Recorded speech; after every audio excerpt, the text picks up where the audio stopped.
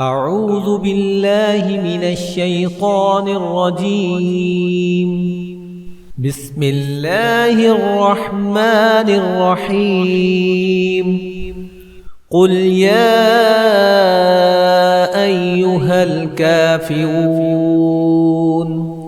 لا أعبد ما تعبدون ولا أنتم عابدون ما أعبد ولا أنا عابد ما عبدتم ولا أنتم عابدون ما أعبد لكم دينكم ولي دين.